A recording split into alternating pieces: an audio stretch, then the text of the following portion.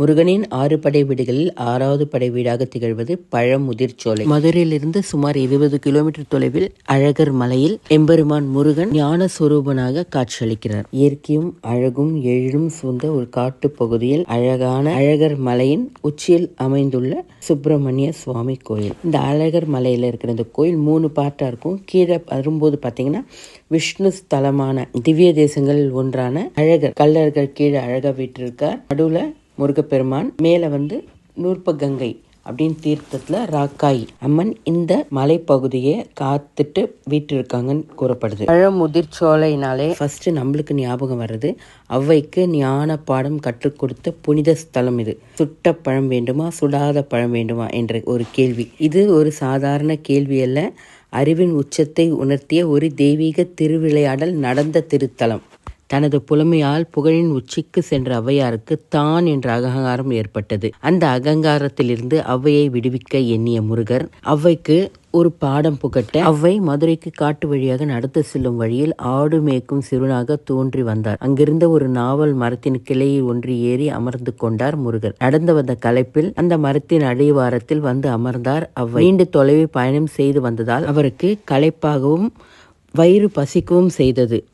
அப்பொழுது அந்த மரக்கிளையில் ஆடு மேய்க்கும் சிறுவன் அமர்ந்திருப்பதை கண்ட ஔவை அந்த மரத்தில் நிறைய நாவல் பழத்தை இருப்பதை பார்த்து உடனே அந்த சிறுவனிடம், குழந்தாய், எனக்கு பசிக்கிறது, சிறிது நாவல் பழத்தை பறித்து தர முடியுமா என்று கேட்டார்.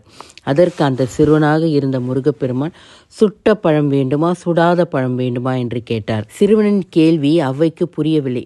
பழத்தில் கூட சுட்ட பழம் சுடாத பழம் என்று இருக்கிறதா என்று எண்ணிக்கொண்டார். விளையாட்டாக சுடாத பழத்தை கொடுப்பா என்று முருகனை கேட்க முருகன் மரத்தை உலுக்கிறார். உலுக்கி பழங்கள் கீழே விழும்போது சுடாத பழமா பார்த்து எடுத்துக்கோ என்று கூற நாவல் மரத்தின் கிளை ஒன்றை சிறுவனாக முருகப்பெருமான் உலுக்க பழங்கள் அதிலிருந்து கீழே உதிர்ந்து விழுந்தன.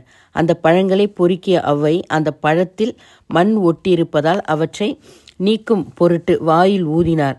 இதை பார்த்து கொண்டிருந்த சிறுவனான முருகப்பெருமான், என்ன பாட்டி, பழம் சுடுகிறதா என்று கேட்டார். சிறுவனின் அந்த ஒரு கேள்வியிலேயே ஔவையின் அகங்காரம் பறந்து போனது. தன்னையே சிந்திக்க வைத்த அந்த சிறுவன் நிச்சயம் மனிதனாக இருக்க முடியாது என்று கணித்த ஔவை, குழந்தாய், நீ யாரப்பா என்று கேட்டார். மரக்கிளையில் இருந்த முருகன் கீழே குதித்து ஔவைக்கு தனது சுய உருவத்தை காண்பித்தார்.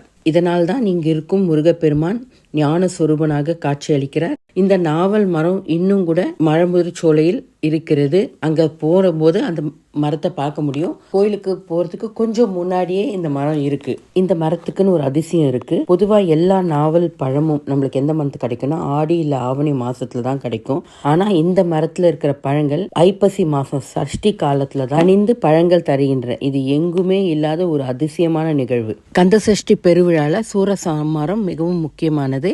அந்த சூரசம்ஹாரம் இக்கோயில்ல 6ஆம் நாள் சிறப்பாக நடக்கும். அன்று மதியம் இந்த ஔவைக்கு ஞானம் புகட்டிய சுட்ட பழம் வேண்டுமா சுடாத பழம் வேண்டுமா என்ற நிகழ்வு நாடகமாக நடத்தப்படும். சூரனை வென்ற வீரமுருகன், ஔவையாரை சோதித்த ஞான முருகன், இரு லீலைகளும் ஒரே நாளில் நினைவு கூறப்படும் அருள் நிலம்தான் இந்த பழமுதிர்ச்சோலை. இந்த கோயிலின் ஸ்தல விருட்சம் நாவல் மரம். தீர்த்தம் நூற்பகங்கை. இந்த நூற்பகங்கை தீர்த்தம் ஒரு 1/2 கிலோமீட்டர் தள்ளி மலை மேலே ஏறி போனால் நம்ம பார்க்கலாம். ராக்காயி அம்மன் சன்னதி இருக்குது.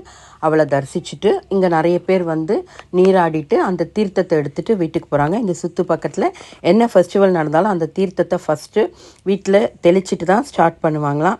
அவ்வளோ புனிதமான நூற்பகங்கை தீர்த்தம். அந்த தீர்த்தம் எந்த இடத்துல வருதுன்னு இன்னி வரைக்கும் கண்டுபிடிக்க முடியல. கங்கையிலேருந்து வருது அப்படின்னு சொல்கிறாங்க.